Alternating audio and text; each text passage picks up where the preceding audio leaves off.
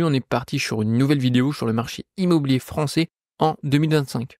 On va voir aujourd'hui les changements, donc les tendances majeures, tout simplement qui ont été mises en place pour ce début d'année 2025. Alors ce document aujourd'hui, donc ces slides, on va présenter aujourd'hui donc des changements qui vont être significatifs sur le marché immobilier, notamment sur le résidentiel. Alors le premier point, je pense que tout le monde aujourd'hui l'a relevé, c'est la fin des passoires thermiques, notamment pour les logements indécents. En effet, aujourd'hui, les logements classés G au DPE seront interdits à la location dès le 1er janvier 2025.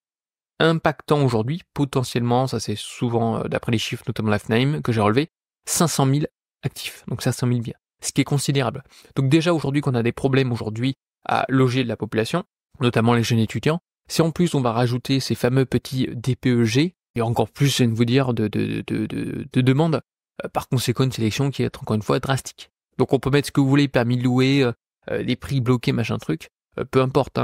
Si aujourd'hui il y a 15 dossiers pour un appartement, on prendra toujours les mêmes aujourd'hui avec les revenus les plus importants. Même si dans les faits, parce que là j'ai fait quand même pas mal de locations, selon moi le plus important c'est le projet et pas forcément les revenus.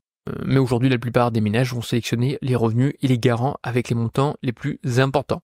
Également au niveau des échéances progressives, ça va être l'interdiction aujourd'hui des logements F en 2028 et E en 2034.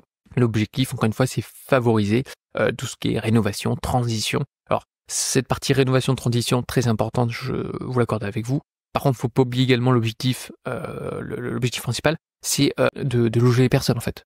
Donc, ceux qui ont la chance de voyager, à l'étranger en particulier, ce problème ne se pose pas. C'est d'abord, on se loge. Une fois vraiment qu'on a une qualité de vie qui est, on va dire, très très intéressante et tout le monde peut se loger, et ben on va par la suite rénover les actifs. Là aujourd'hui, il y en a un paquet qui ont du mal à se loger dans les grandes villes, les étudiants. Alors oui, il y a plein aujourd'hui, il y a de nombreux appartements, maisons qui sont dans des états catastrophiques, mais aujourd'hui ça se loue pas. Normalement aujourd'hui, une agence ne loue pas un actif qui est insalubre. Et au niveau aujourd'hui des particuliers, c'est pareil, vous pouvez toujours le déclarer. Là, le G, c'est juste que ça coûte plus cher pour le locataire parce que c'est mal isolé. Je suis d'accord avec vous. On en reparlera par la suite. DPE, donc nouvelle réglementation. De toute façon, ça change tout le temps. On verra en 2025. Je pense qu'il y aura également d'autres changements en termes de DPE. Validité du DPE. Donc, tous les DPE réalisés avant le 1er juillet 2021 seront invalidés. C'est à partir du 1er janvier 2025 qu'il faut faire une mise à jour. Pourtant, 2021, c'est pas très ancien, si je puis me permettre. Normalement, un DPE, c'est une validité de 10 ans. Sauf que comme les changements, il y en a dans tous les sens, encore une fois, comme d'habitude, ceux qui se font impacter, c'est les petits ménages. Voilà, allez, paye encore un diagnostiqueur, ça fait du bien. Et est-ce qu'aujourd'hui, c'est extrêmement pertinent? Est-ce que le calcul est vraiment irréprochable? La question est non, ça dépend évidemment du diagnostiqueur. Mais bon, ils se sont quand même améliorés. Le problème, c'est que ça change tout le temps parce que ça n'a pas été vraiment très réfléchi en amont, si je puis me permettre. C'est pas des gens du terrain, quoi. Le DPE également obligatoire à la location. Donc le niveau de performance énergétique du logement devrait être mentionné dans les contrats de location. Ça me semble également un point important pour les locataires. Donc il y a de plus en plus de contraintes. Et n'oubliez pas que même en transaction, les petites étiquettes là sur les annonces en mode qu'est-ce qui marque souvent mise à jour, en attente ou non, c'est une obligation lorsqu'on met aujourd'hui une affiche en vitrine. Maintenant, on va parler des DPE collectifs. Ah, putain, DPE, il y en a un paquet, on est bien d'accord, on peut s'y perdre rapidement. Là, c'est notamment sur des copropriétés. On va tout simplement aujourd'hui avoir une extension de l'obligation. Je vous mettrai également le petit calendrier du DPE collectif. Aujourd'hui, on avait déjà commencé pour certains types de copropriétés. Aujourd'hui, c'est élargi. C'est pour les copros entre 50 à 200 euros. Alors, ça va concerner principalement aujourd'hui des syndics donc professionnels, donc a priori il n'y aura pas de souci sur ce point-là, mais ils vont devoir aujourd'hui réaliser un DPE collectif. Donc bonjour les appels de fonds. Maintenant on va continuer toujours audit énergétique. Je rappelle encore une fois le concept, c'est de loger des gens. Mais là, non, on a vraiment des audits des DPE partout. Donc c'est une obligation à la vente. Alors on l'avait déjà vu également, pour les passoires thermiques, il y avait également une obligation d'avoir aujourd'hui un audit énergétique. J'avais déjà réalisé une vidéo, ça remonte il y a au moins 2-3 ans je crois, sur les monopropriétés. Je crois qu'à l'époque, ça devait tout juste sortir que j'avais fait une vidéo, comme ça, un petit coup de chance. L'objectif de l'audit énergétique, c'est de quoi? Ça va être tout simplement scanner votre bien et analyser les points forts, les points faibles, et qu'est-ce qu'on peut aujourd'hui mettre en place pour augmenter votre lettre du DPE. Voilà. Par exemple, votre logement est classé E, très bien, voici 3 scénarios aujourd'hui. Vous allez mettre tant de CAPEX pour arriver à telle note. Voilà. Donc les biens classés E au DPE devront faire aujourd'hui un audit énergétique lors de la vente si le compromis est signé après 1er janvier 2025. Maintenant, on va parler de l'encadrement des meublés de tourisme. Pareil, on parlera également lorsque tout sera bien voté, tout sera clarifié, tout ce qui est location, meublé, etc. On rentrera davantage dans le détail. Il y a encore un peu de flou, mais on abordera ce sujet prochainement. Donc, déclaration obligatoire. Donc, les propriétaires devront déclarer aujourd'hui leur activité dans un registre national. Également, limite de location. Les communes pourront abaisser le nombre maximal de jours de location touristique des résidences principales, donc des RP, à 90 jours. Encore une fois, elles pourront, c'est pas une obligation, mais elles pourront aujourd'hui donc limiter la location, donc ça aura évidemment un impact.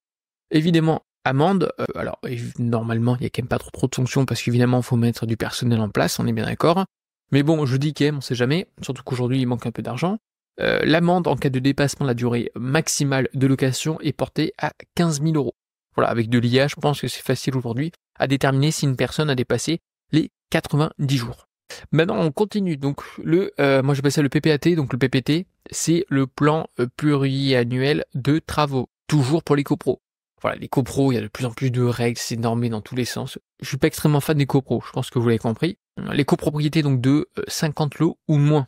Donc là, on aura aujourd'hui, notamment, peut-être des syndics donc bénévoles, donc PPT, à partir du 1er janvier 2025. Qu'est-ce que c'est qu'un plan pluriannuel de travaux? C'est une anticipation, tout simplement, des travaux futurs, afin de, si possible, donc lisser, entre guillemets, les CAPEX, et par la suite, ils s'appellent de fonds. Voilà.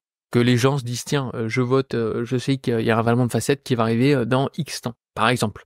Information maintenant sur l'obligation de débroussaillement. Les acquéreurs et les locataires de biens situés dans des zones soumises à l'obligation de débroussaillement devront être aujourd'hui informés de cette obligation dès la première visite du bien, avec une petite fiche d'information. Pourquoi l'objectif c'est limiter aujourd'hui par exemple les feux de forêt, ça va très vite. Il y a un paquet de personnes aujourd'hui qui s'en fichent réellement, et puis il y a également pas mal de, je viens de vous dire, d'embrouilles entre voisins parce que l'autre il laisse pousser ses plantes, lui il veut couper, mais c'est mes plantes, etc. Donc voilà, si on peut mettre quelque chose au clair. Alors, on verra également la fiche. J'ai pas encore la fiche, si je peux me la procurer évidemment que je vous la transmettrai. Mais voilà, c'est un point important d'une part pour les feux de forêt, voilà, parce que vous avez vu à Los Angeles les carnages que ça fait. Il y a 2 ans également sur le sud-ouest au niveau du bassin, puis chaque année également dans le sud de la France. C'est quand même assez important. Donc si on peut limiter via avec un petit débroussaillement, je pense que ça peut être sympa pour tout le monde. Et on va terminer par la fin du dispositif Pinel. Aïe aïe aïe. Le dispositif Pinel, alors qui était bien sous une version, lorsqu'on peut aujourd'hui construire pour soi-même sur la monopropriété, on a un agrandissement. Ça, c'était vraiment très bien.